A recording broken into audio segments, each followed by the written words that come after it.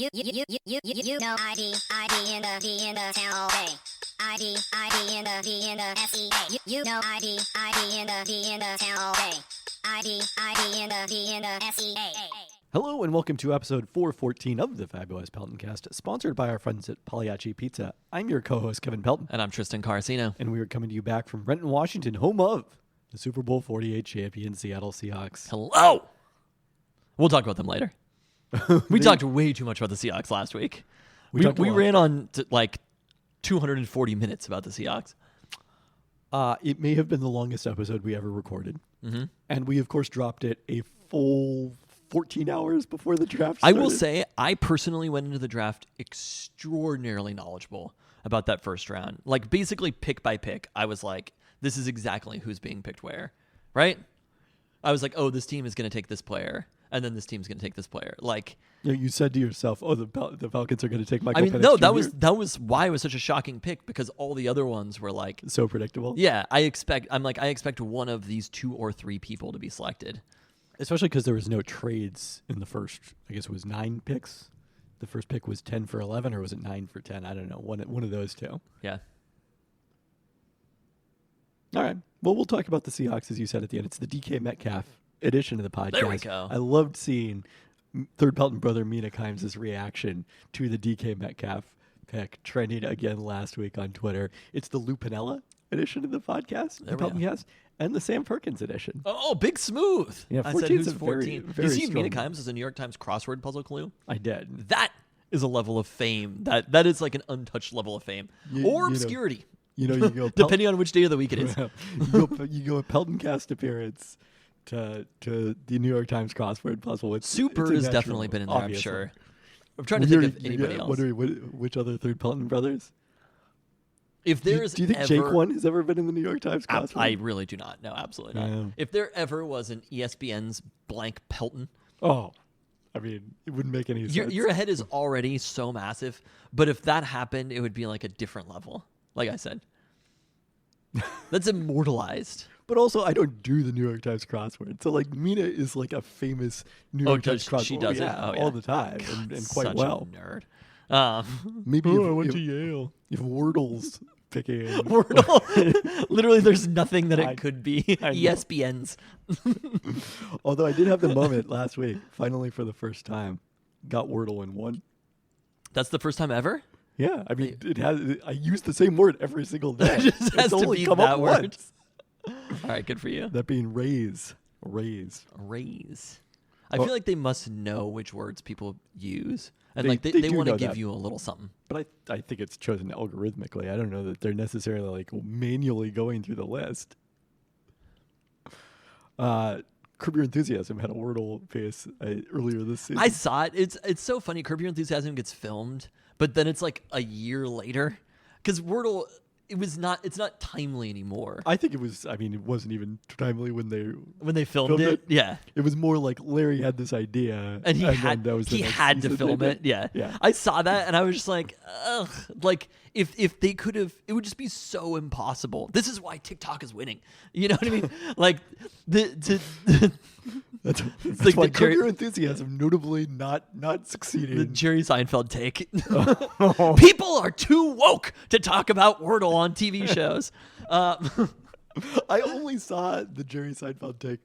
My only understanding in response to it, just all the complaining. Yeah, I have no idea what he said. Making fun of Jerry Seinfeld's take. But it's just like he wants groundbreaking stuff to happen on TV shows. You can't talk about Wordle anymore on TV shows.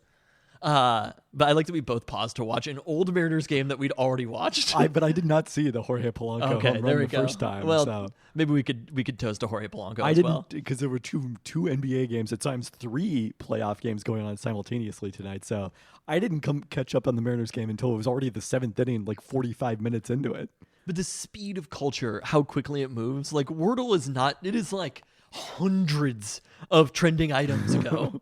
Well, I don't know if that's how I want to measure relevance, but yes, Wordle's peak was a long, long time ago. Or like the time when you would be mad at somebody for like spoiling Wordle for you. It's just so far gone. Larry doesn't even know about Immaculate Grid. He probably does, actually. He's a pretty diehard sports fan. We have to bring back another season to come back. Larry fighting with somebody to have the most obscure immaculate grid. Do you do that every day? Oh, no, I haven't done it a long period of time because it eventually felt too repetitive. That's I think the difference between that and Wordle. There are only so many times that you could do. Wait, who's the most obscure player that you feel like you used often? Bob Weiss. Oh, what teams did Bob White? The Warriors? I only know the Sixers and the Sonics. So Okay. when it was the Thunder and the Sixers, I would always use Bob Weiss. I have to complain about Starbucks again here. Look, we've done it. Well, you know who will be an answer in Immaculate Grid played for the Tacoma Rainiers and the Seattle Mariners. And the Mets? He played for the Mets? I'm aware that he also Okay. played for the Mets, but it's not relevant to this particular point, which is that we're welcoming back as our Hello. only toast this week, Sam Onofrio Haggerty to the roster. The Mariners were without an Italian for When we're entirely too doing long. the TV version of the Peltoncast, No, you can I- see me waving our Italian flag. This feels very, what's it called? Pardon the interruption. Yes. Having a little flag. It does. He replaced Jonathan Clase. Despite the Mariners going a solid 9-3 in the Clase era, where the Clase watch is still ahead of The class era.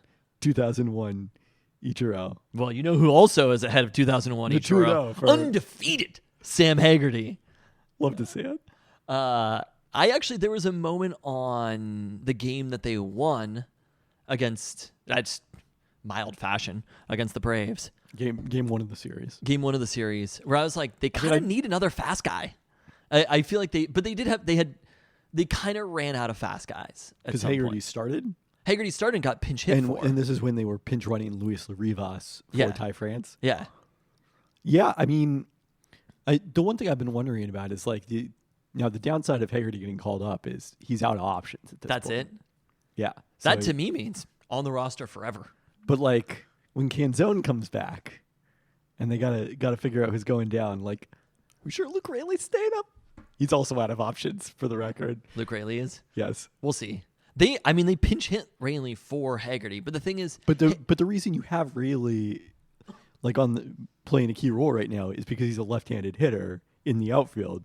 If you have Dom Canzone, that's a left-handed hitter in the outfield. I think there's a good chance. I mean, Canzone's supposed to be out for a while, and I think there's a chance that this roster, a few pieces look very different by the summer. I mean, possibly, but just like the fundamental issue is baseball teams don't keep enough position players anymore. Because they're keeping too many relievers. Yes. Okay, we're going back to this fight. We It's need not- more everyone- innings from starters. Look, whatever the Mariners starters are doing, I don't want to tamper with Well, it. That's a good point. Let's save that for M's hot takes. It's not like Rayleigh's been like, yeah. He's not been good. He kind of just had one pretty okay year. I mean, he was good last year in Tampa Bay. He was very good last year in Tampa Bay. But it's not like- as we've talked about, the Rays' willingness to trade him. Well, and also it's bit an of a red flag outlier in and of season. itself. It's not like Yes. Polanco. You were like, okay, Polanco's going. He's been good before, but Luke Rayleigh has this one random season. Yeah, I don't know what the Mariners- Mariners' historical comparison for him is. Have been playing well enough that I have not thought about Caballero at all. Oh, I've still been thinking about him. I don't know if you're aware of this. The Mariners starting shortstop is on the IL. I mean, But Dylan Moore, amazing play today to finish out that nerve-wracking eighth inning. I will say the perfect game when Bryce Miller lost. The perfect game was a ground ball to Moore that kind of like took a bad hop, and I was like, JP gets that. Were you watching? No, I was not watching. I think JP gets that ball. Cobby is playing fine. I mean, he's playing pretty good. The other moment I had tonight, again, having been This is tuning- like we're a Mariners we are a women's basketball and we're a Mariners podcast now. I'm I like, mean, let's not talk about football. The Mariners are by far the most active part of the Discord. It really is not what I expected. It's Mariners and You thought there'd be more Hackstall talk? we're getting to that. No, I thought the Seahawks would kind of dominate the conversation Because of what though? because they've historically been our biggest driver of listens by far. I know, but like, there's just not that many interesting things. Like legitimately, there's some of the things I haven't changed. Like, If you're not on the Discord, just get on there. Yeah. I don't think I ever changed the iTunes description of the pod, so it's like focusing on the Seahawks, the Huskies, and the Sounders. But every time you talk about the Sounders, I take a nap. I don't know about that one. The Mariners and the Sounders. still have never made the playoffs in the same season. I think that'll We'll see. stay true this year. We'll see. Long season in the MLS. Long season, but we'll There's already see. been one coach fired. Always one of them has made the playoffs, but never both. Okay. Well, I know who my money is on. I haven't checked the updated fan graphs as of today, but I'll do that when we get to that section of the podcast. One section of the podcast we are not having today is our search for Seattle's best cookie. I went to Seawolf today, and it was only after coming back and eating the cookie that I realized that I was not eating the cookie that people thought was one of Seattle's best cookies, because they only had the double chocolate on the menu today, or at least available at the time I got there, and it's the oatmeal chocolate chunk. That is what everyone is. Chocolate chunk. Brown butter oat chocolate chunk cookie. That is what I think everybody swoons about at Seawolf. So we'll be going back there.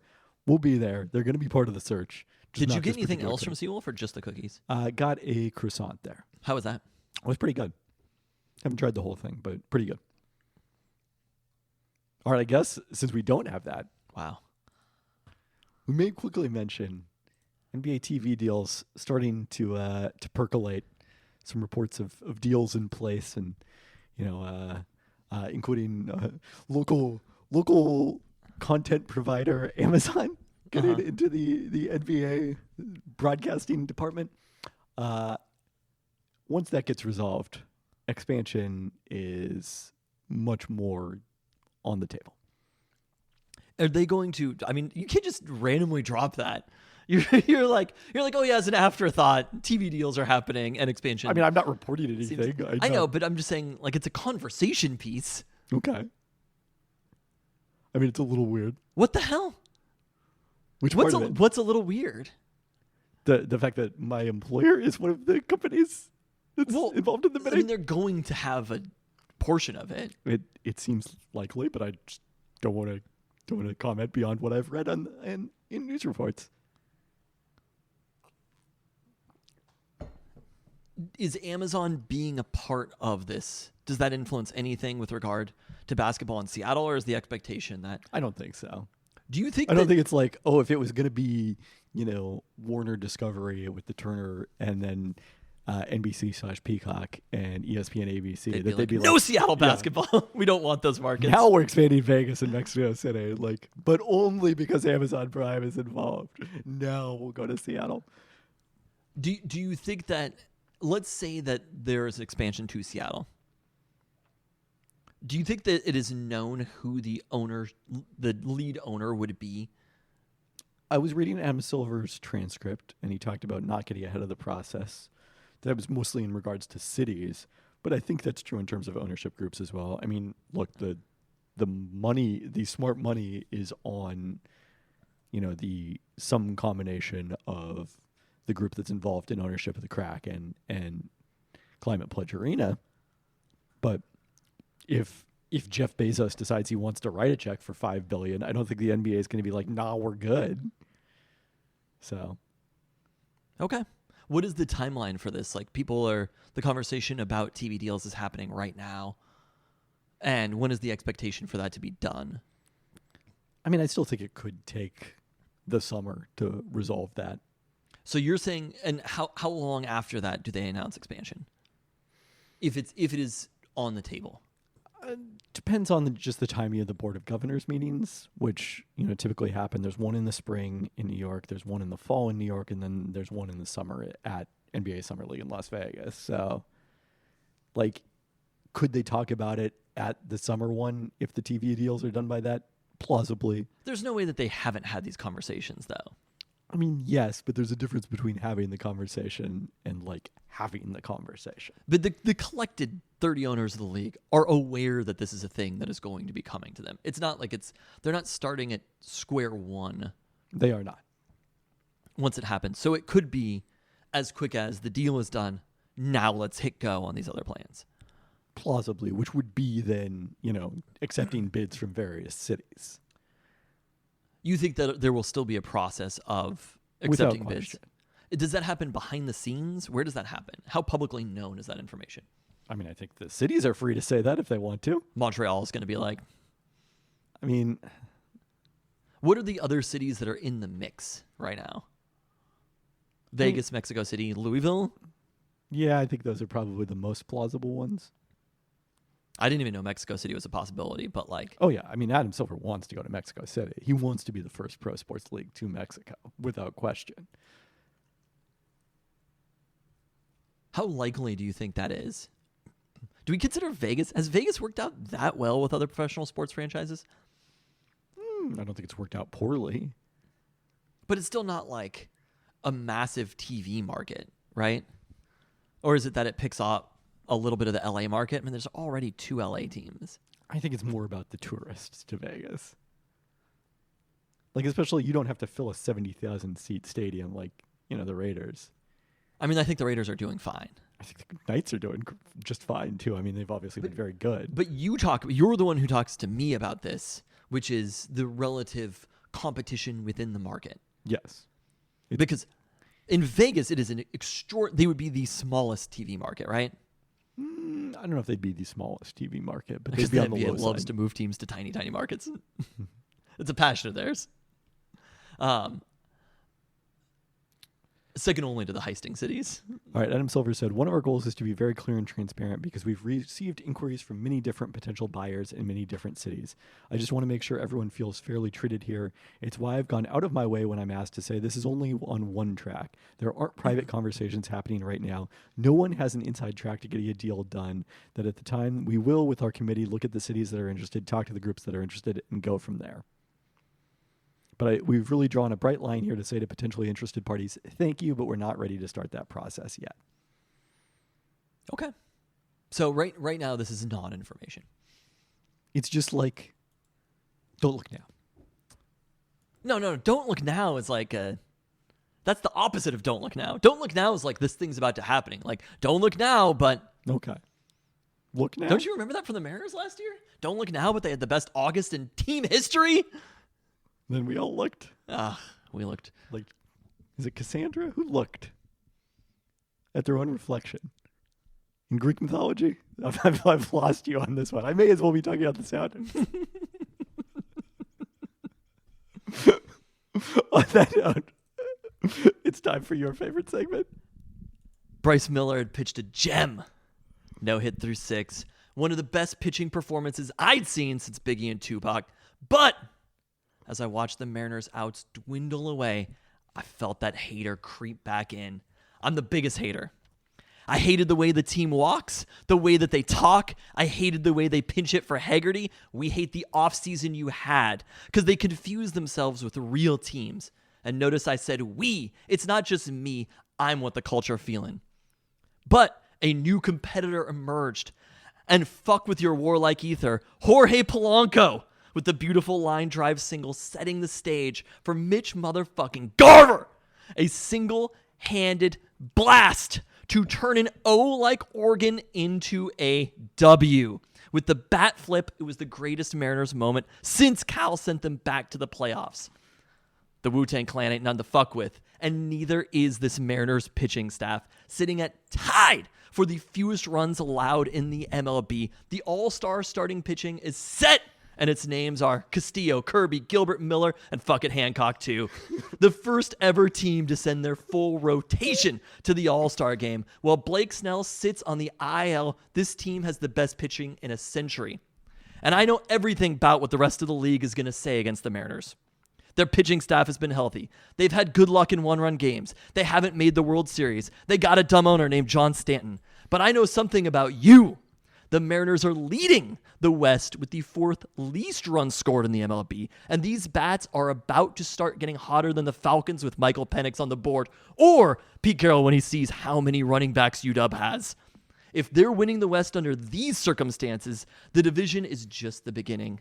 This team is winning the AL easy and will be advancing to the World Series faster than a young Kraken star demanding a trade if they retain Dave Haxtell. In the AL West, though, we're bringing a knife to a fistfight, a pen to a test, because when we're talking about the Rangers and the Astros, motherfuck the big 3. For the Mariners, this season, it's just Big Me. Wow. You know about this Dave Haxtell story. That's the most shocking thing here. It trickled in. Also, Narcissus is the Greek figure who saw their own Made a lot more reflection. sense. That makes a lot. Do you know about Euphoria? No. No. That's okay. That's fine. Wait, is that the?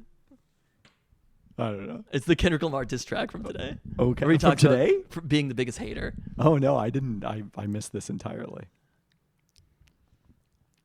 So, you're on top of the culture right now. This was a moment that happened, and my favorite part about it is, like, the Mariners have this game, and I'm not even joking when I say about the hater creeping in. I was like, I kind of hate him. I hated myself. That's how big of a hater I was, because I was like, this team has been good. I don't want to just having the bases loaded and not scoring a run in the bottom of the 8th. And I was just like, I actually to the core hate this Mariners team. I was like, I hate Jorge Polanco. I hate Mitch Garver. I hate everything about it. And again, they pinch hit for Sam Haggerty in that situation, and Fraley did nothing. Right? Rayleigh? Jake Fraley? not a co-host of a Seattle sports podcast. No, not John Fraley. Jake Fraley, also former Mariner. But when they pinch it for Haggerty, and then it was just like, you knew what pitch was coming. Back-to-back at-bats. It was like, there's going to be a slider out of the zone. It's like, Mitch, have you seen a curveball before? He was like Jared Kelenic trying to hit a curveball, right? But then, Jorge Polanco has that beautiful single, and you're like, And in the back of your mind, but again, in the back of my mind, I've thought about home runs from so many different, like, walk-off home runs so many times, and the amount of times it happens, like, literally it's like a 0.001% chance of times that it has happened.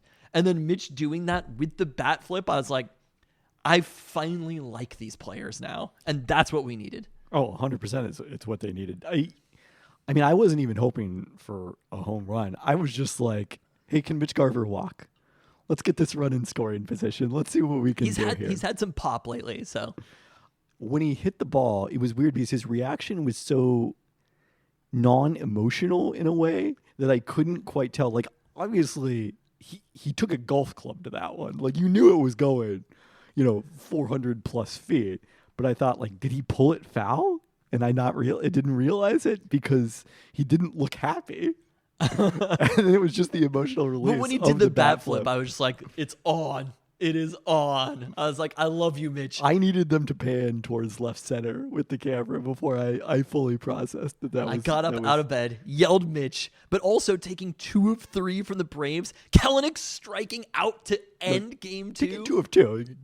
It's still a game to be played as we record. They won the series. Yeah. That's what I'm saying. Yeah. They might sweep the series, but they have already won the series against the Braves. And you see this team, their pitching is incredible. Their defense is incredible. Their hitting is incredible. Like, the Braves are everything that you would love to be. I mean, the thing that stood out to me, besides for the fact that Kelenic is hitting over 300 still, is the fact that he's hitting 9th in the Atlanta order. Oh, yeah. You know who the Mariners have hitting a 9th a lot of the time? Semi Zavala. Not that often. I gotta say, anytime Cal takes a day off right now, it is like just such an enormous hole in the Mariners lineup. But having the downside that of having happen, a good hitting catcher. Following it up with the Castillo performance the next day, hanging on for the win, there is something special happening around this Mariners team, and you need moments like that. Like, this team is, I legitimately and genuinely, I believe that the pitching, it's obviously probably not going to be as good as it has been for the last 2 weeks. You don't think it's going to be the best pitching in years? I'm not ruling it out. The 1.53 ERA by starters between April 10th and April 29th, best over a 17-game stretch by any team since Cleveland in 2017. I mean, even still, I'm kind of shocked it's that recent. It's still true in the 18-game stretch, including Castillo's start on Tuesday night, but their ERA did go up a tiny bit. They have allowed 18 earned runs. Not the starters. He gave up 0 runs. Yeah, Do you think Ryan Ryan Stanek started? That's true. I don't know why that. Maybe I guess I misread that stat. Yeah, so it's even better. It'll really be tested by Hancock against the Braves. Well, Codify Baseball pointed out it's happened just 11 total times in the last 50 years. That kind of 17-game stretch by starters. So, yeah, they're doing the thing.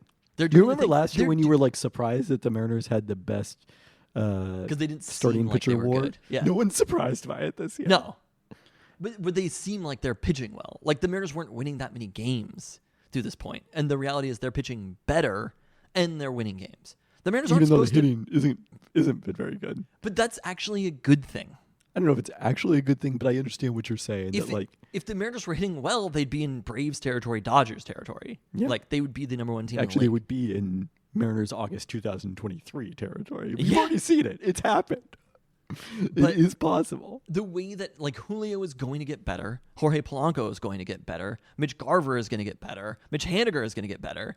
There are a lot of players that, just as a byproduct of baseball being a long season and things more or less ending up at the same place, despite what people who do hot takes might say, You can never trust the people who do hot takes. things more or less get to water finds its level, right? And within baseball, there might need to be. I think with this pitching It's a staff, really long fucking season. with this pitching staff, in the same way that if we're being reasonable, we shouldn't have been too down about the Mariners where they were this time last year. Probably shouldn't be too high on the Mariners as they are right now.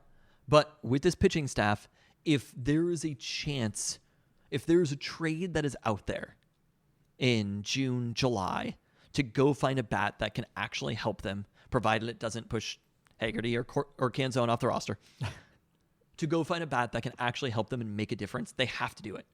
This idea that they're waiting for some sort of unknown future, like the pitching is under control. Depends what kind of bat we're talking about. Because you're only making this kind of trade for a player in the prime of their career with that sweet team control. You're saying that's the only way you would make a trade? Yeah. No, I'm saying if there's somebody who has going to be a free agent at the end of the year and you don't have to give up a ton, like they have to do everything they can with this roster to try to get to the playoffs, goal number one, but to try to win a playoff series, make the World Series this year. I mean, if when you have the best pitching in the league, you have to go all in. If the caveat is that you're not giving up that much, yes, absolutely. Sure.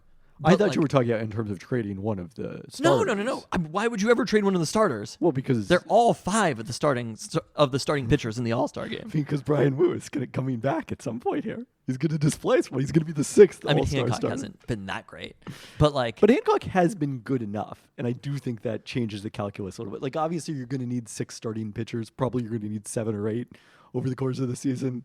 I'm not saying about trading one of the starting pitchers. Changes the calculus a little bit. I'm saying that if you have the best pitching staff in baseball, you have to do everything you can to try to go as far in the playoffs. Everything you can, because everything you can is the 2024 Phoenix Suns. They did everything they could. Literally could not trade any more draft no, that's picks. not what you're understanding. I'm saying if you already have this thing, the Phoenix Suns didn't already have the best pitching staff in baseball. I mean, the Phoenix Suns did have a team you're, that went to the finals in 2022. You're confusing what I'm saying, though. I'm not But saying... You're saying everything you can, and everything you can means you damn the torpedoes. There's no future whatsoever. Okay. That's what everything you can means. You make moves to make sure that you are in the best position to win this year. Yeah, I mean, obviously they're not... The Suns didn't have... They were in an extraordinarily hard West, and they had a bunch of older players who used to be superstars and have been injured. Like, what? They didn't have any depth.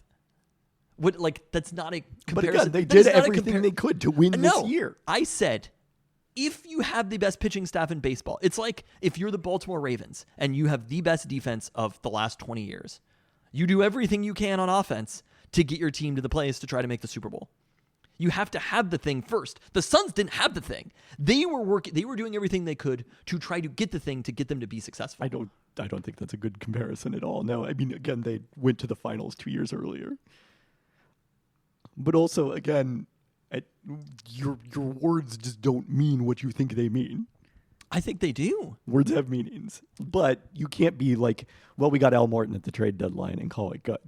I agree with that.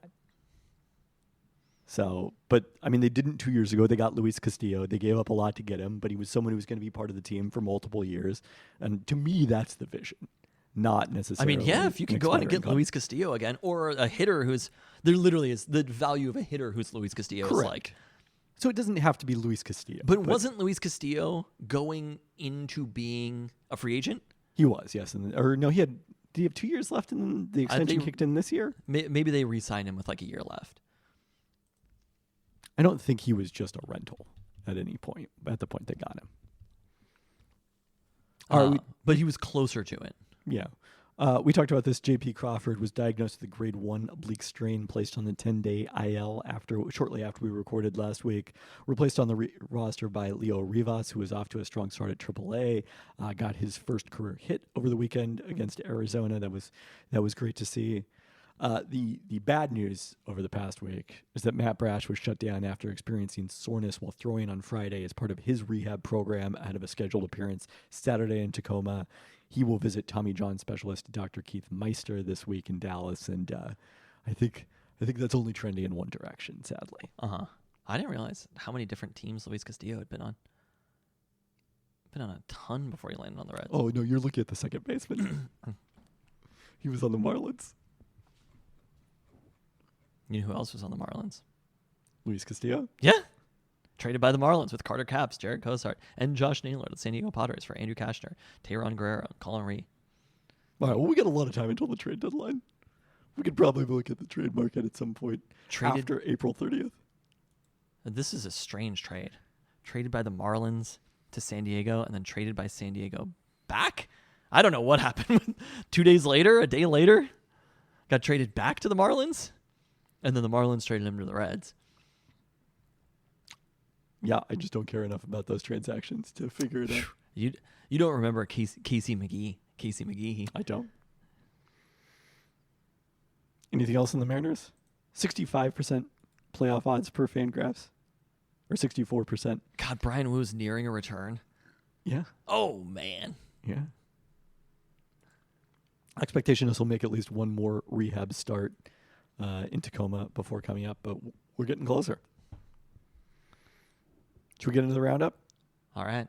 Well, as we've mentioned a couple of times here, the Kraken fired their inaugural head coach, Dave Haxtell, on Tuesday after 3 seasons, along with assistant Paul McFarland.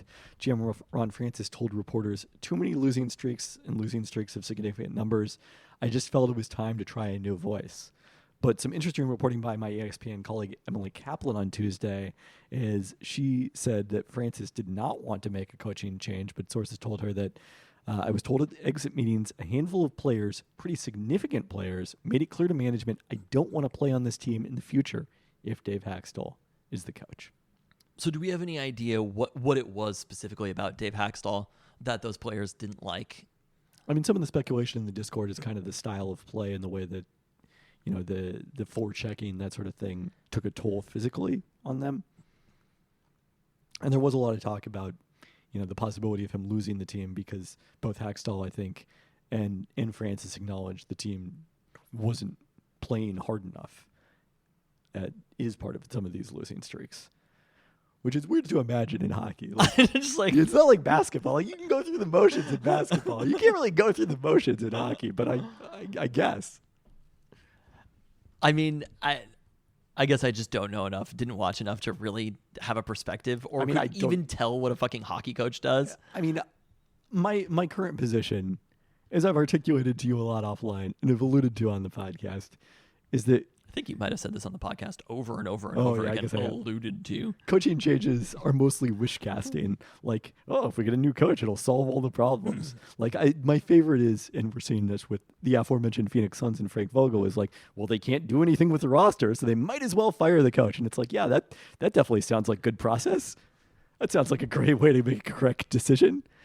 But if the Kraken players in pretty significant players did not want Dave Haxtell to be the head coach, if coaches don't really matter that much, then Dave Haxtell should not be the head coach anymore. Also, I feel like the salaries are not as obscene as they are in...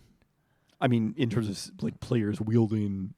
No, power? like being able to just move on from a coach. Like, what is yeah. Dave Haxtell making? So had signed, I believe I did read that this happened before his extension that he had signed after the He's playoff. not like a mere college football coach. Oh, well. If he had like one winning season at Michigan State, you'd be a billionaire. He'd be the most highest paid state employee. Dave Haxtell extension. But yes, I think the Kraken can comfortably swallow this one. Also, it's not like they're... I guess the Suns aren't paying 3 coaches, but the Bucks still paying Mike Budenholzer plus Adrian Griffin plus Doc Rivers. I mean, they got that W today, so... They did. Doc Rivers, like, look, shorthanded Doc Rivers. You do not want to mess with him. When he's got the most talent in the series, he's in trouble. But the least talent, he's in great shape.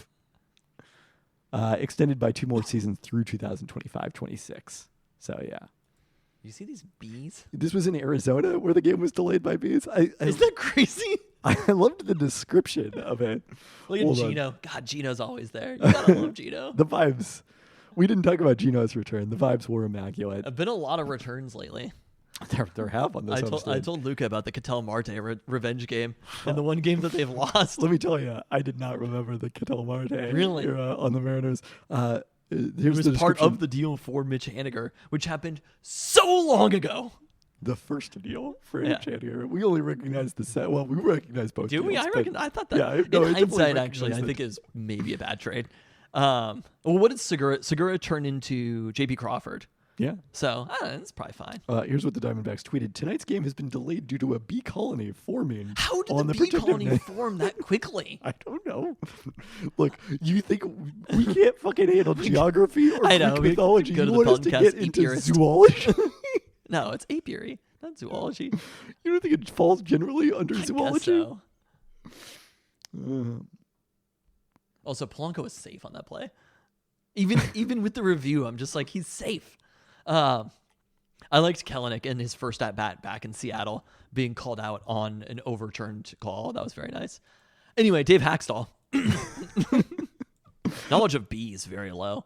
Probably not a lot of bees in Winnipeg, Alberta. Is that where he's from? Yeah. Okay, fair enough.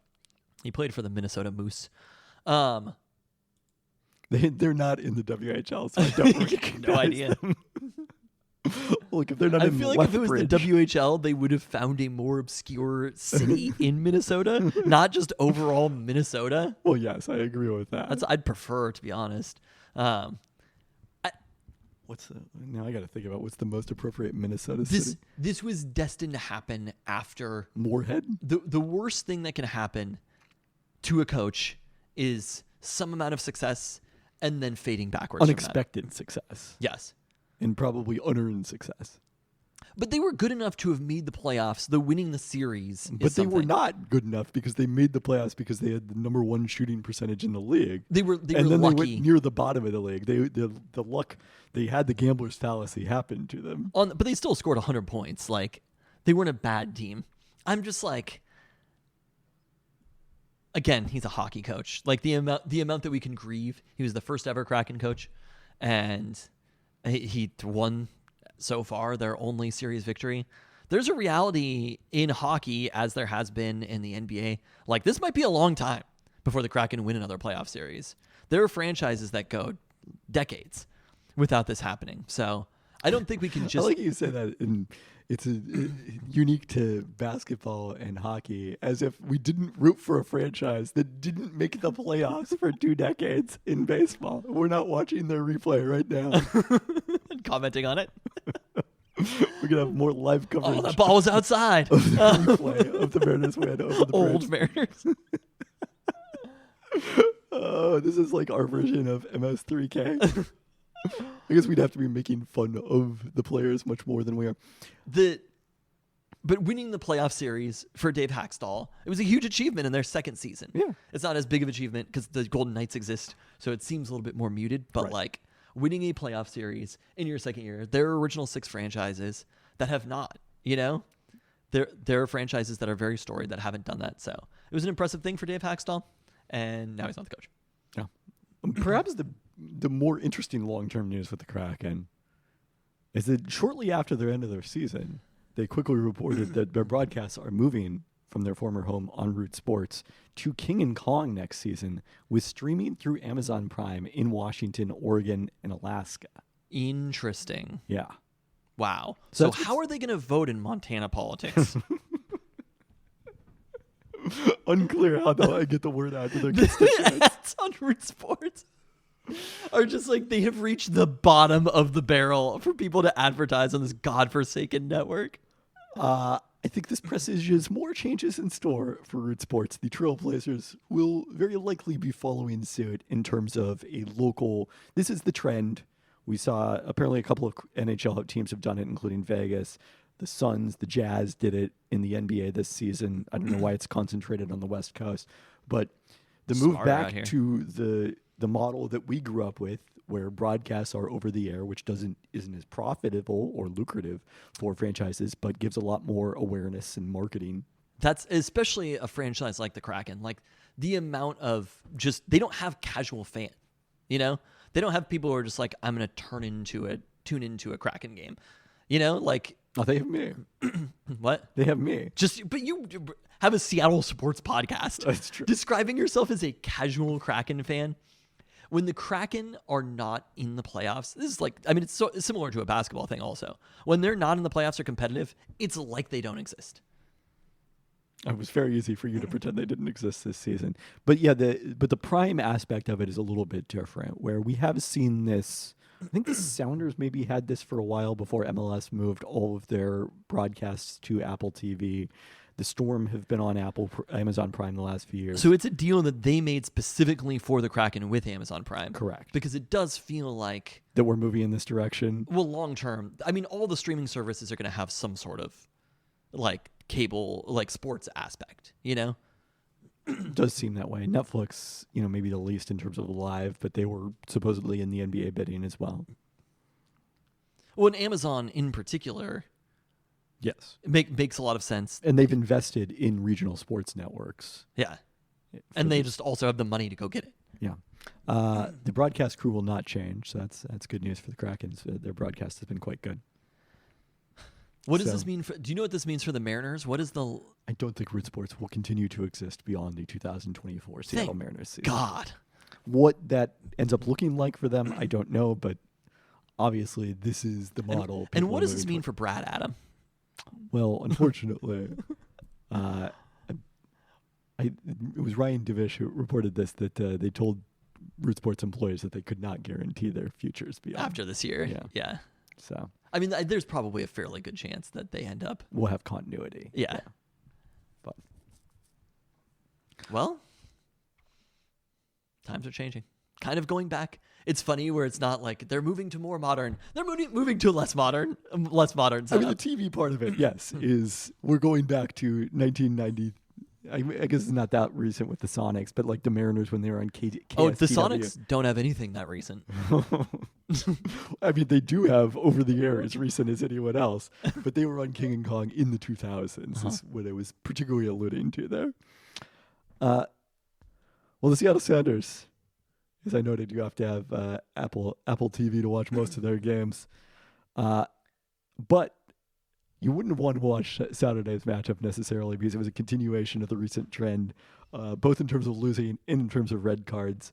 They took a 1-0 lead on a Leo Chu goal early before the bottom fell out when Stephen Fry was red carded for a denial of a goal-scoring opportunity Wow. in the box. There we go. A rare situation. So with Andrew Thomas coming on for Chu and the Sounders reduced to 10 men for a second consecutive week, although not 9 like the week before, United converted the PK to tie and then saw Christian Benteke score again just before halftime to take the lead for good in a 2-1 victory Saturday night. But the Sounders found a way to win, and that's to go all the way back to March to play a game.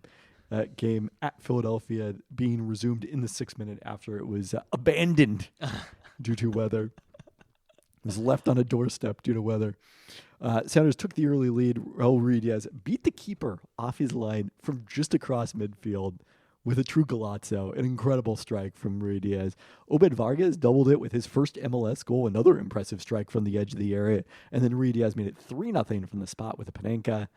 The little shakier in the second half is the Union scored twice, but the Sounders held on for their much-needed second win of the season. Yikes. The 2 wins they've scored 8 goals in. And I don't know what they've scored in all the rest of their games, but it's a lot less than 8 goals. Let me suffice it to say.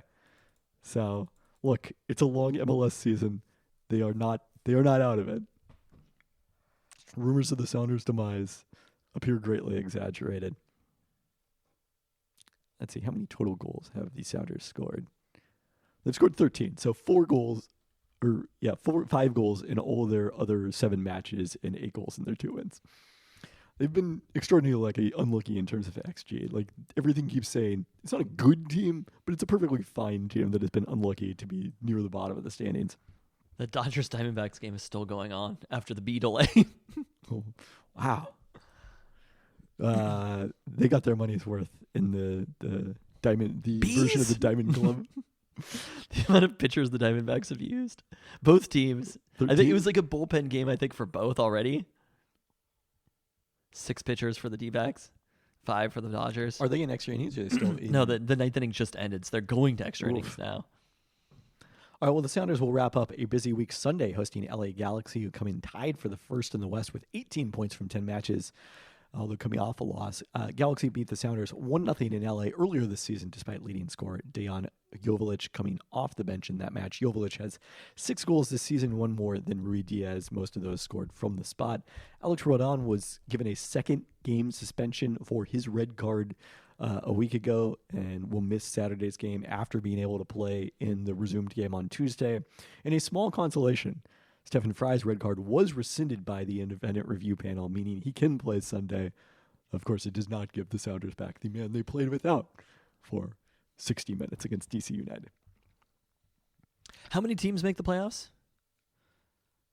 9 in each conference now. 9. Okay, so Yeah, they're 3 points out of a playoff spot. That's the thing. Like the teams in 8th and 9th, I believe, both have a game in hand on the Sounders, but it's a long season. So there's 30 teams, and 18 of them make the playoffs. I mean, it's not really that different. Like basically 8 and 9 is a play-in, so it's not that dissimilar from the 20 out of 30 that make the postseason in the NBA. Except that, of course, soccer is totally fucking random, and you're playing one game.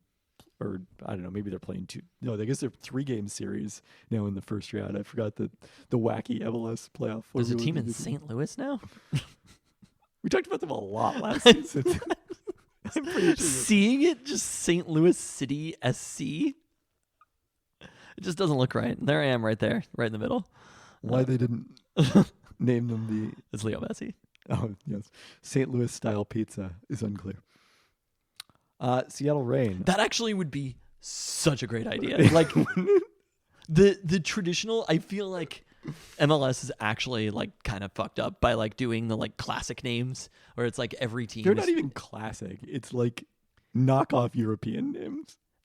Yeah, knockoff European, but it's like the kitchens that everybody has. You know what I mean? It's like it's like the Pinterest board of soccer naming, where it's like, this is sleek, but every single person does the exact same thing, so it has no meaning whatsoever. Or it's like when you started building baseball stadiums after Camden Yards, and they were like, look, they're not all going to be exactly the same, but they did look very similar to exactly each other. The same in not being exactly the same. I mean, they, it's like different dimensions in the outfield and Soccer features club, like that. But SC. yeah, no.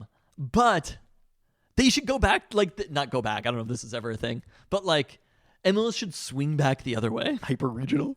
But yeah, like it should be like the new St. Louis style pizzas. How much would be way more fun to be like, I'm going to go see the St. Louis pizzas today.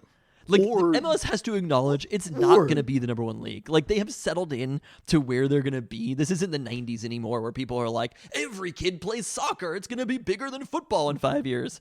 I mean, I don't know. I mean, no, soccer is leveled off.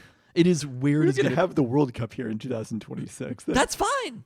But like the MLS has more or less leveled off with where it is going to be with regards to professional sports in the United States.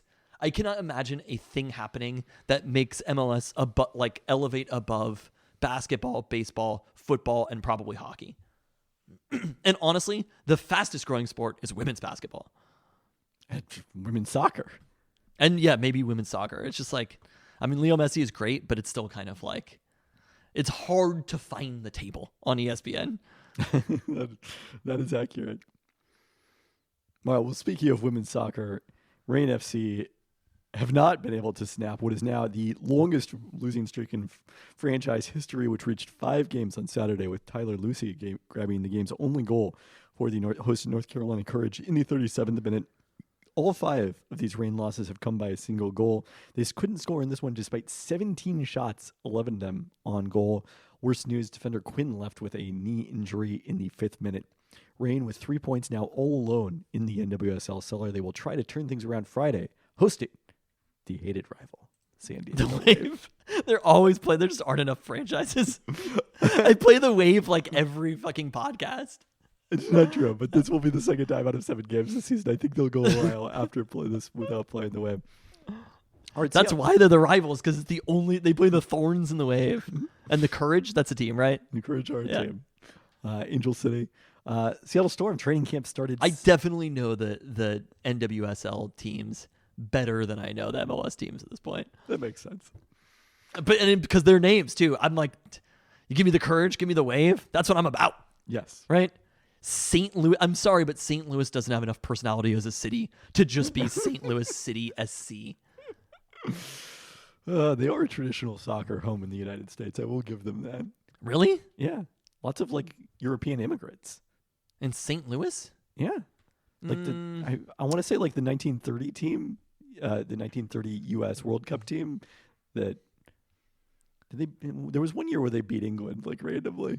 I don't know if that was 30, but like lots of St. Louis players on there. And like the U.S. Open Cup was dominated for a long period of time, I think, by teams from St. Louis. I'm going to go ahead and take your word for this one. But you understand my point, right? I do, yes. You're just like... The city of St. Louis. I understand your point. All right, Seattle Storm started training camp on Sunday at their new practice facility.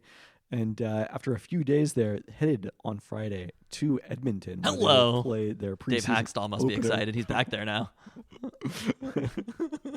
He probably had a lot of opportunities to watch Storm games the last few years. Against Nope. Has to go. He was busy with his hockey coaching. now he's got some free time. Free time. He's like, finally, the Storm have come to Edmonton. They face the LA Sparks. And Why Florida are they playing in Storm. Edmonton? Just Building excitement in Canada. do they have a? There's not like a player there. This isn't like. Well, they have Canadian forward Kia Nurse will be the marquee draw here, playing against the Storm, who traded her to LA during the offseason. Then the Storm will be back home Tuesday to host the Phoenix Mercury in their preseason finale. We are, as we record this, 2 weeks away from WNBA opening night. I have another idea here that I just came up with. What's that? Random home games. I mean, this happens occasionally, right? It's not a good idea. In other cities, do you think that there are more Bills fans in Toronto because they played there for a while? And also just proximity to Toronto, but like, I mean, probably, but it's just like such a miserable experience for the players to play one random. Yeah, I mean, in football it doesn't really matter because like, who gives a fuck where you're playing? In There- football, there- it's one time a week. But you like, I'll be on a fucking Zoom with somebody, and they're like, I'm a Seahawks fan, and like it's somebody from England, and they're like, oh, I'm a Seahawks fan because I saw them in this one game this year, and they happened to beat the Raiders, right? Mm-hmm. And that actually matters internationally. Weirdly, every player the Seahawks drafted this year grew up a Seahawks fan. Do you think that was their focus? They were just like, I was taking it more as the players were exaggerating their Seahawks. oh, you know, of course they were. You saw the Bears offensive lineman they drafted out of, I want to say, Yale in like the 3rd or 4th round, and he like had Mina tweets. Kimes, probably doing the New York Times crossword. He had tweets going through it with the Bears like last playoff game. Okay, all right, Like fine. his credentials are legit. I haven't heard if anyone find any Byron Murphy II tweets during any Seahawks I heard games. somebody said he shouted out Jermaine Kearse though. Oh, did he? I didn't hear that He part shouted of it. out Kearse Oh, okay. specifically. Wow. And if you're on, look, If you you're know, on the curse crap, but you know how he would have been a real one. Casey Williams. If he was on Casey Williams, then he would have been a real Seahawks fan. But Kearse is like, it's can not you like get preseason games? You know, outside of the Seattle if area. you're a hardcore enough Seahawks fan, Okay. you would have found a way. Wow. But Kearse is good. That's like level 2. Level 1 is if he had Holton Allers. He was like, what a scramble by Allers. I feel like Curse is at least like level 3. Level 1 is beast mode. No, I'm talking like Sherman, one is like elevate. the base. That's like you're in it. You're deep in it. Oh, okay. Yeah, see. I think Kearse is like This is like the what's the thing I'm forgetting? the threat levels. Yeah. Yeah, 5 is like that's the beast DEFCONs. spike. It's Yeah, the DEFCONs. Seahawks DEFCONs. 0 is when that's when Well, you're there- that's there when are you're definitely into, Seahawks DEFCONs, but that's a different thing concept altogether. This would be a fun podcast for us. I like coming up with podcasts when we have a slow news week. Yeah. We're still waiting for that one. Honestly, we're kind of getting through this pretty snappy. That's been my goal. I considered setting a timer on an hour and a half on this one. Did you? I did. I don't know who would have followed that timer, but Me. and what? Huh? We would have been like, and the Seahawks drafted by. Yeah. I would have been like, wrap it up. I would have played you off. All right, UW softball drops 2 of 3 in their final home series of the regular season against number 7 Stanford. All 3 games decided by 2 runs or fewer. They lost 3-1 on Friday night despite Ruby Malin allowing just 3 hits and 1 earned run. Won by the same score on Saturday with senior Lindsay Lopez going the distance, but then lost the rubber game 2-1 on Sunday with the Cardinal getting just 2 hits, but 6 walks in that one.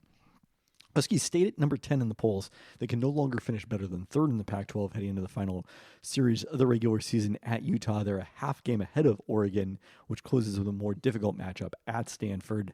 The Utes are tied for 6th in the Pac-12 at 8-13, but just 2-10 against the other 4 besides UW ranked Pac-12 teams. So You blame me for how long podcasts go when you insist on talking about the Sounders every single week and the Kraken. I put in the notes when these segments happen. They're not that long. I can prove it. Sitting around waiting for the Storm section. UW men's basketball. There we go. The roster and coaching staff is coming together. As rumored, Jeff Goodman from Field of 68 reported last week that Danny Sprinkle will hire former USC assistant Tony Bland. I think we mentioned this. Bland was given a 3-year show cause after pleading guilty to 1 count of conspiracy to commit bribery as part of the FBI's sting operation. I want to go into a little more depth about it because I do think there's an interesting conversation to be had that both sides somehow I think are not going deep enough in their conversation about this investigation. Bland ended up admitting taking $4,100 to encourage players to retain a financial manager who was part of the sting. So I think a lot of people have in their mind, because what ended up happening is the only people who got caught here or were punished were black assistant coaches. Mm-hmm. And none of the white head coaches of their teams received any sanctions whatsoever. And undoubtedly, the way that the FBI went about this was clumsy at best, outright disingenuous and discriminatory at worst. And I do think like that was wildly unfair. Also, like the amounts were involved are actually so tiny that it's like they made it, it was such a big deal. I recommend HBO a few years ago had a documentary called The Scheme about this that was a really outstanding look at it and how little it actually did and how inept and corrupt the FBI investigation was. But I will say, like, I think this notion that Tony Bland was completely innocent in this entire matter is unfair because, like, it wasn't Tony Bland taking money to give to players. Yes. It was taking money to steer them to financial managers. And if a financial manager is giving you a bunch of money to get players to sign with you, it's probably not a great sign that they're a trustworthy and good financial manager that you want to be sending your players to and taking advantage of this trust you have. Now, do I think this is something that should cause Tony Bland to not coach basketball again? Absolutely not.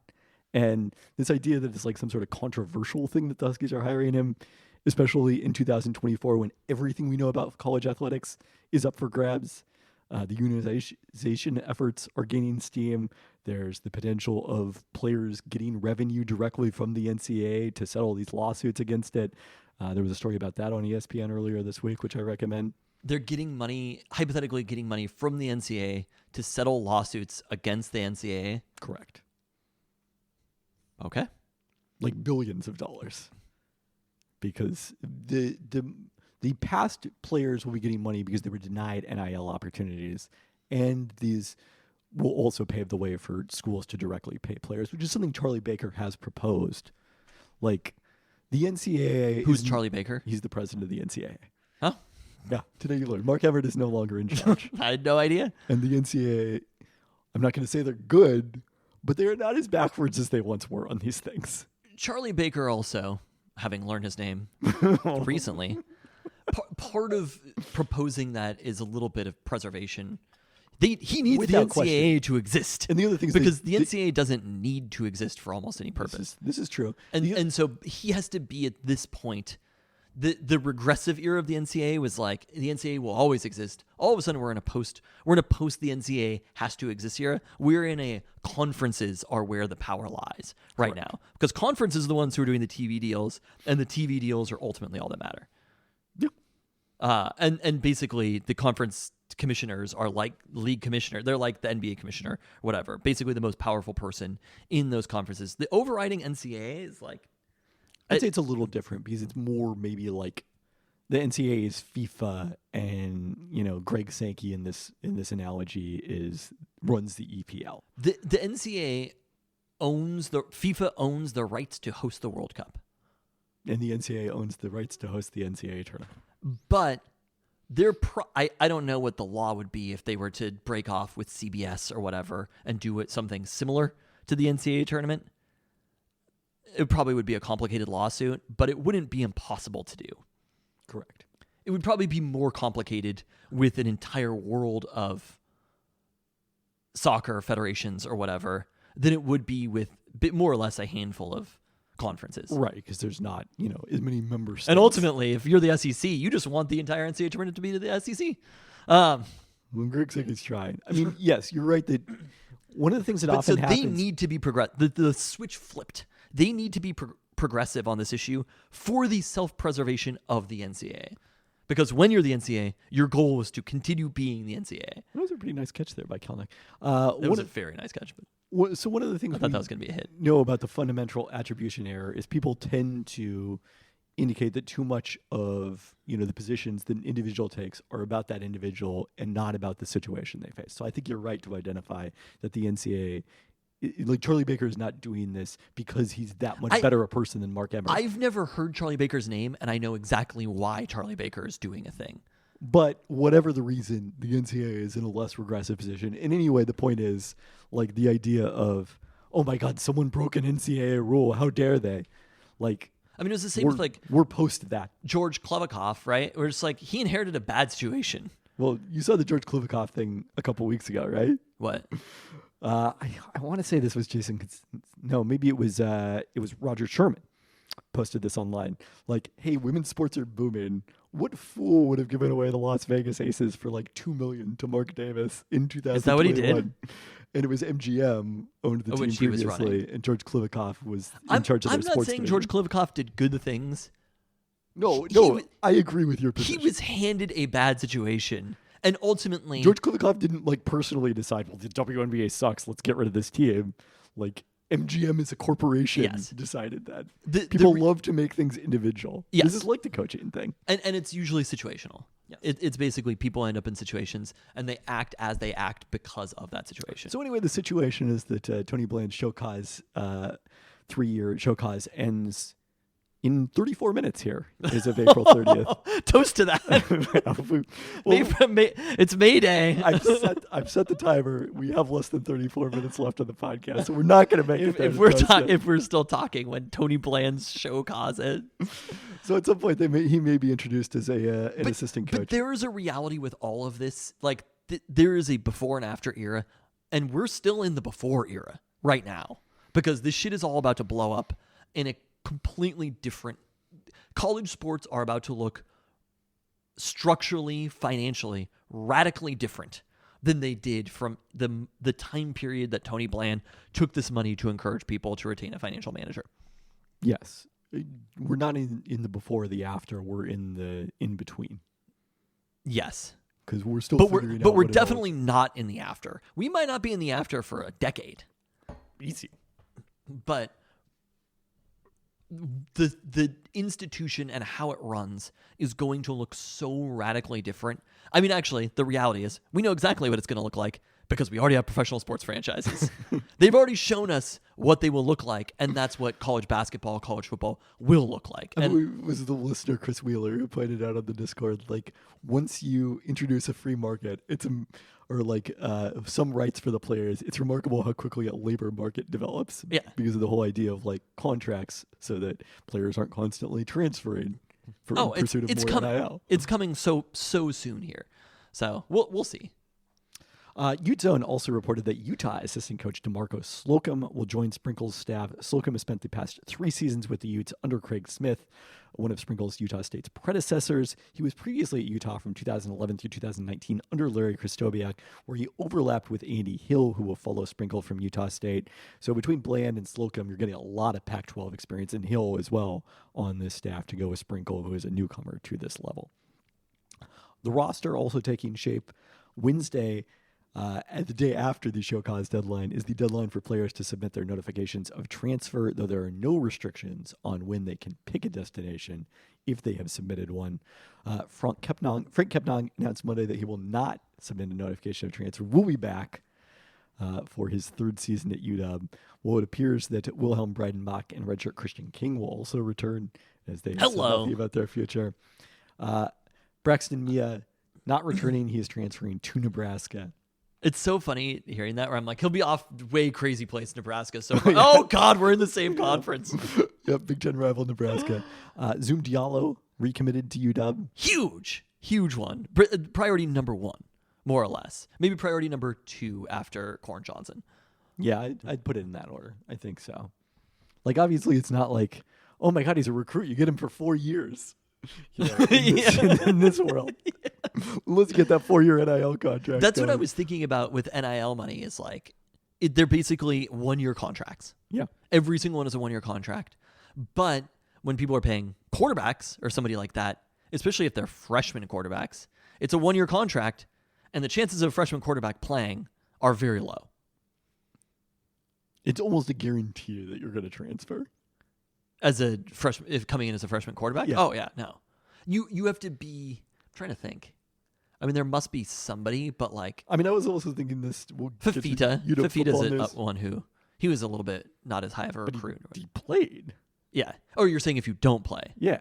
Yeah. We'll get to this in UW football, but it's like people who get upset about like, oh, this recruit chose to, will go somewhere else. It's like, be cool. It's a long career. They're probably going to be there. They may come back. If you're really that worried that Jeremy Bernard's going to play a lot at Alabama, all of a sudden he might find Washington pretty nice. He's committed there twice.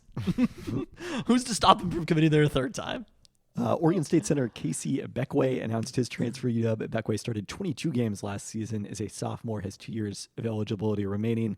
Ranked 6th in the Pac-12 in blocks per game, also a dominant offensive rebounder. Not a skilled offensive player at this stage of his career, having shot 52% from the field, 44% career from the foul line.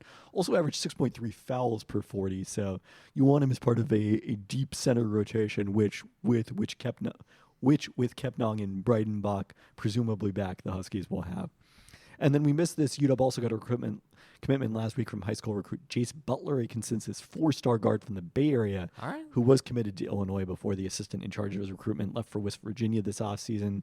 So a couple of notable freshmen coming in as part of Danny Sprinkle's first class and from the West Coast. Our UW football, the spring game, Dogs After Dark, is set for Friday at 6:30 p.m. Jed Fish told reporters last week. Are you going to this? I don't think so. Because of basketball. I'm at the 21 Savage show. Oh, okay. Shaq Thompson and Lincoln Kennedy will coach one team with Jake Locker and Danny Shelton coaching the other. I love it. I mean, it's a good call. I like what they're doing. Dude, Jed Fish is better at this. Jed Fish is, he's better at all the little things than Kalen DeBoer was, and he might be better at all the big things too. We'll see.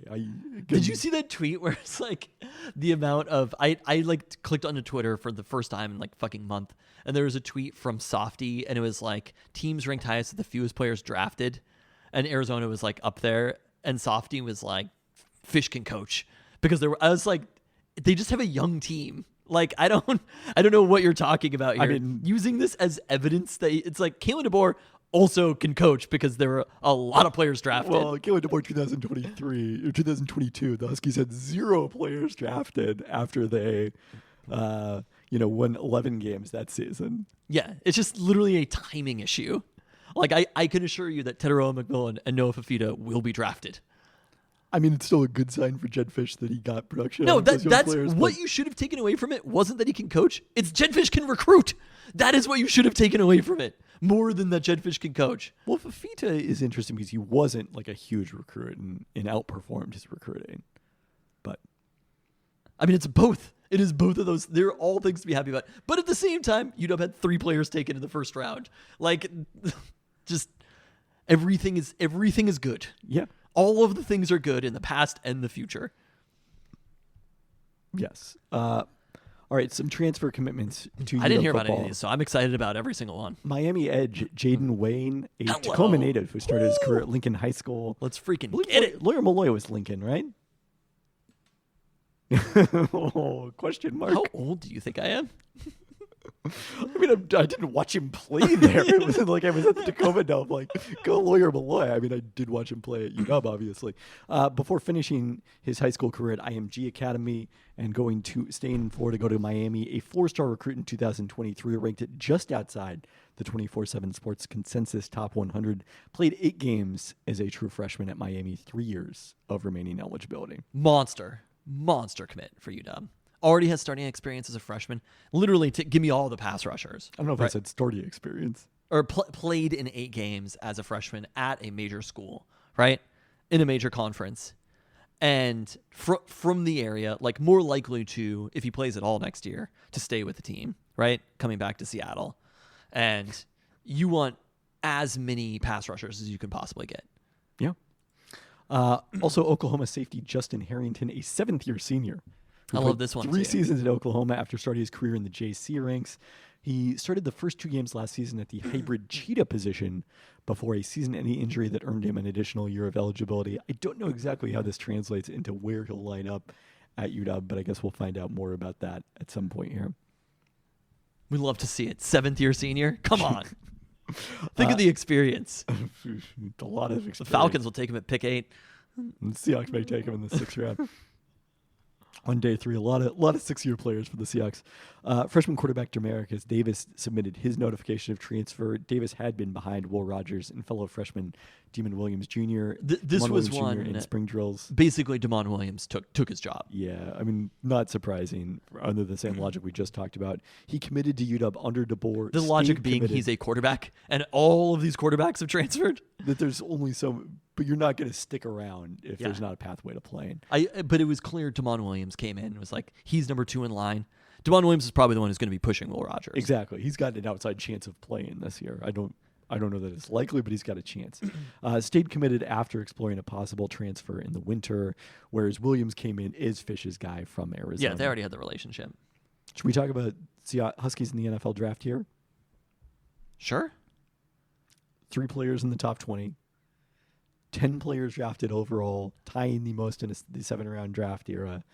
Like For the Huskies? Yeah. Nice. Not for anyone. Other teams had more players drafted this year, the other 3 CFP teams.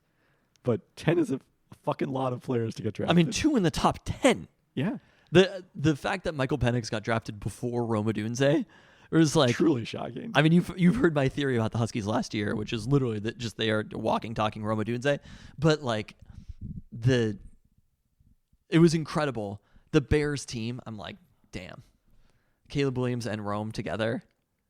My friend in Chicago said he's going to get an Odunze jersey, even though he's obviously a Seahawks fan. In a Odunze Bears jersey? Yeah. Oh, yeah. Bring it on. Yeah. I joke that he should also get a Penix jersey. I mean, no, that is so awesome where he was taken. Penix, we'll see. I mean, at the very least, even if he doesn't end up playing, being the 8th pick in the draft is still kind of awesome. Yeah. Right?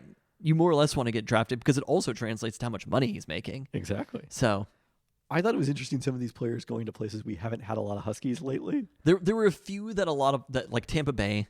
Well, Tampa Bay, it's just make the whole why don't they make the whole plane out of Huskies? And Atlanta drafted Braylon Trice as well. Yeah. So Jalen McMillan and Devin Culp both headed to Tampa Bay to join the entire defensive line. Yep.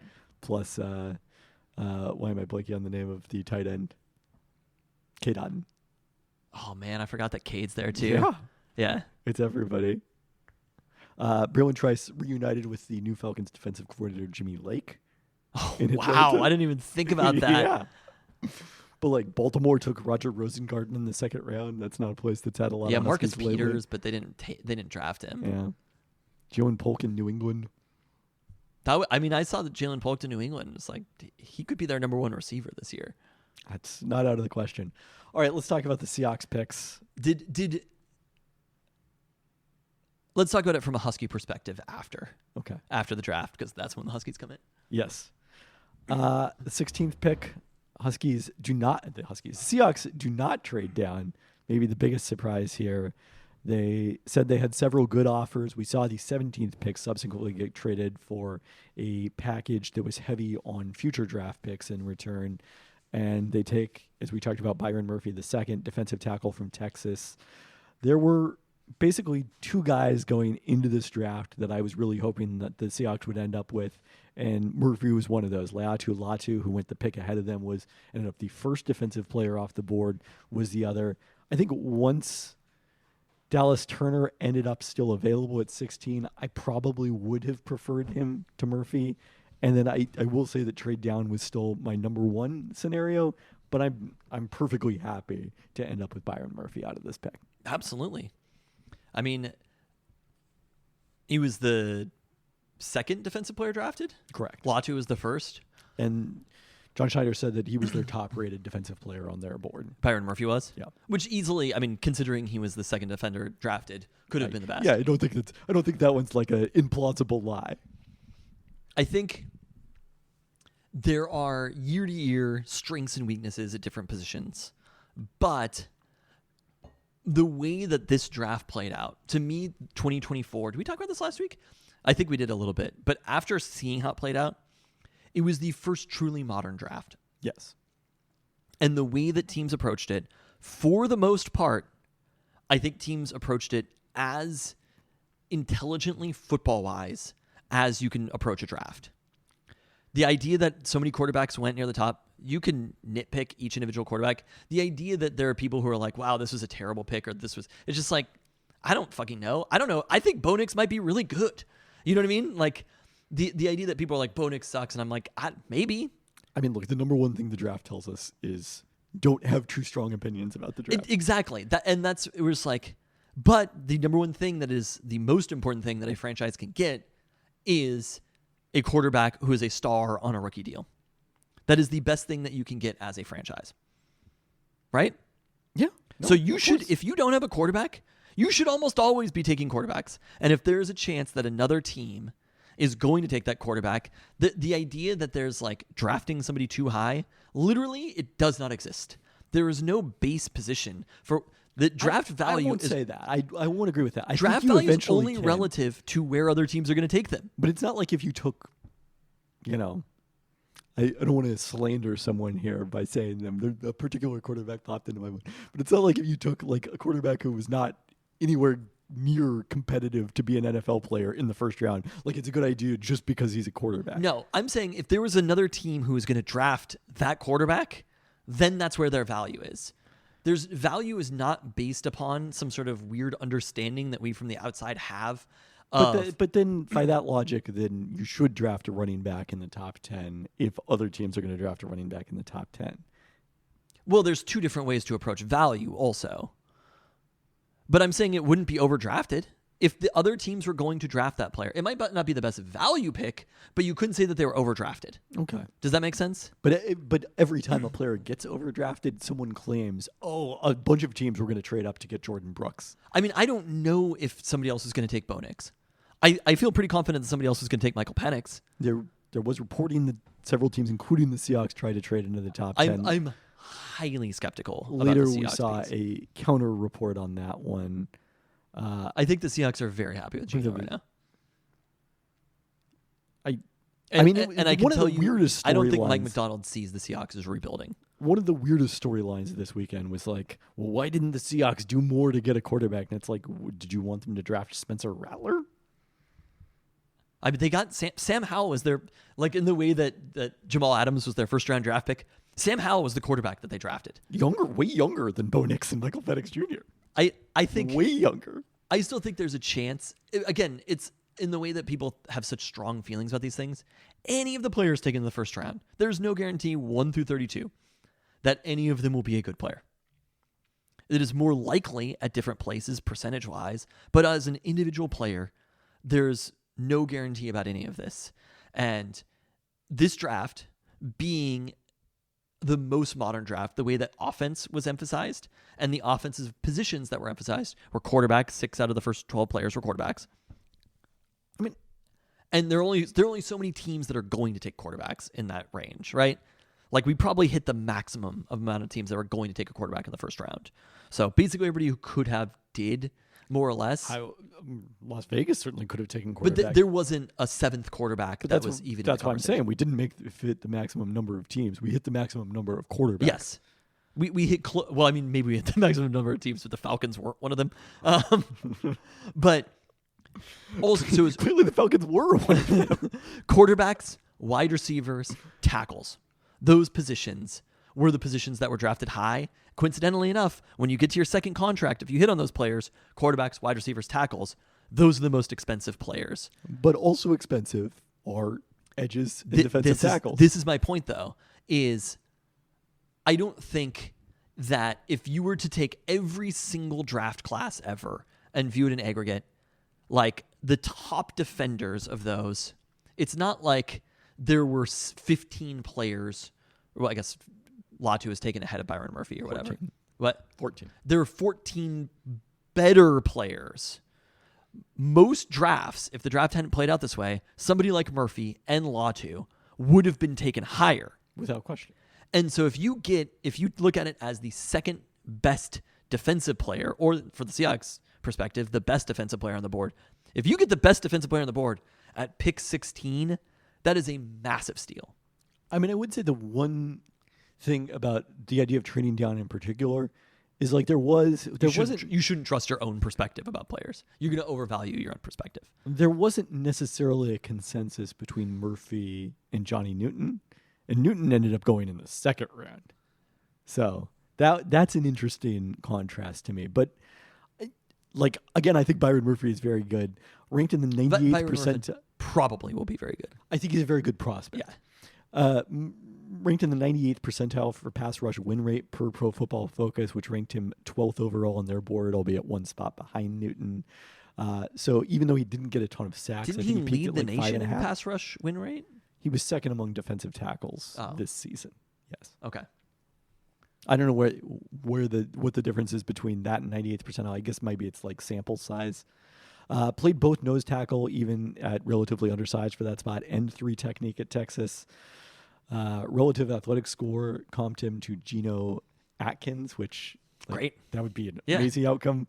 Please, I'm begging you one thing. Do not compare him to Aaron Donald just because he's a little undersized for a defensive tackle. Why? He was drafted in the middle. Why not? Because no one is Aaron Donald. It's like comparing Anthony Edwards to Michael Jordan. You just can't win in that Geno comparison. Atkins was like basically this. Oh, wow, round 4. Yeah, he was a 4th round pick. That was it's kind of surprising. Didn't start until his second season for the Bengals. You can compare him to Aaron Donald because... No, do not compare anyone to Aaron Donald. Don't compare any NBA prospect to Kawhi Leonard or Giannis. Just don't do it. Don't compare any quarterback to Tom Brady. It's just not fair. Aaron Donald is a measure of what the value of a 3-tech player like that can be. The greatest 3-tech player in NFL history. But he can be, from that position, such an impactful player. It's a good Murphy position to draft. Probably not going to be, but the value that we've seen is not like it was a decade ago. Like, these types of players are getting paid. Seahawks did it last offseason. They did it this offseason too. I hate to break it to you. So these types of players are getting paid. Maybe not, and that would be the only argument for Dallas Turner, is that edge rushers are still a little bit more valuable on the open market. But like, it's not a big difference. If the Seahawks love Byron Murphy, I mean, they probably should have traded down. But at the same time, as an individual player, I'm excited about it. When I think about this pass rush with Leonard Williams, Byron Murphy, Chenowuosu coming back, like Trey Jones for this season, they might have an extraordinarily good pass rush. They kind of need to, though, because now they've invested a shit ton in defensive line. Yes, not they as much need in to, edge. and they've invested a ton there. But like, that's a position to invest a ton. This is so different than where the Seahawks were last year, where they'd invested a ton at safety. I agree. Yeah. They took all of the money from the back and moved it to the front, which is the place that is the better place to invest your money. The Seahawks are doing it more right. Just taking out the individual players. Yeah. Process-wise, where the money is being allocated on the roster. The Seahawks have allocated resources to now quarterback, not a massive amount, but to quarterback. I mean, it's still a massive amount relative to the rest of the roster. Or not necessarily relative to the rest of the wing. Other quarterbacks. Quarterback, wide receiver. They used a top 10 pick on a tackle. They used a top 10 pick on a cornerback. They don't have that much money tied up in any position. They don't have a really expensive guard. They actually still have a lot of money tied up in safety. I hate to break it to you. But going forward, yes. They are resetting where the roster is. The problem is that I think a lot of the NFL is doing this, and that's okay. No, it's fine, but you still should do the right thing. And the Seahawks have now moved where the salary cap is. We're getting close to the. I know. The Seahawks have moved. You need to where the salary cap is going to the right places, and that is what is important about this. All right. I mean, the other element that we should say, like Ben Baldwin posted about this on Tuesday on Twitter, like for a long period of time, the Seahawks constantly drafted players much higher than where they were on Arif Hassan's consensus big board. Byron Murphy was 16th. Christian Haynes was like 68th, and they drafted him in the third round with their second pick, number 81 overall. This was where John Schneider constantly told us he believes in drafting, has told us historically that he believes in drafting guards in the middle rounds. He told us he thinks guards are overdrafted, and lo and behold, they did not draft Troy Fautanu in the first round. Oh, he was clearly never even on. Like he was I don't know not. If he wasn't on their board, but I don't think John he was Schneider told us. He told us what was going to happen. I mean, Mike Sean told us that too. Where he's like, John's a straight shooter. He doesn't lie. He told us what his plan was, and then he executes. Troy Fautanu was there. Yeah. I mean, this makes sense. This is the right spot, I think, to draft a guard. Christian Haynes out of UConn, a 4-year starter, spent 6 years in college due to his red shirt and did not play at all in 2020 because the Huskies, as an independent, did not play. So he's age 24. ESPN had him rated as the second best guard behind Troy Fautanu. I mean, great. Although no other player they listed as a guard was drafted before the third round. PFF graded him as allowing just 1 sack in the last 2 seasons. And our guy Charles McDonald called him a steal. I love it. Nate Tice also a fan. I mean, it's a great pick. Got a chance to start this season.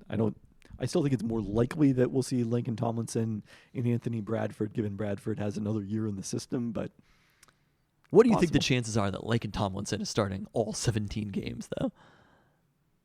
I mean, he actually has been remarkably durable in the past, I think. But yeah, no, there's very plausible that he starts this year. But I think 2025, pencil Christian Haynes is one of your starting guards, and maybe Haynes and Bradford.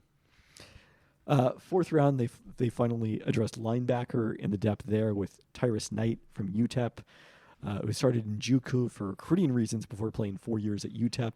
Played both outside and middle linebacker there, moving to the latter position last year and leading FBS with 84 solo tackles, 140 total. His weakness is considered coverage, a little on the small side at 6 foot. That's why he's still out there in round 4. Fourth round pick. Mike McDonald seems excited about him.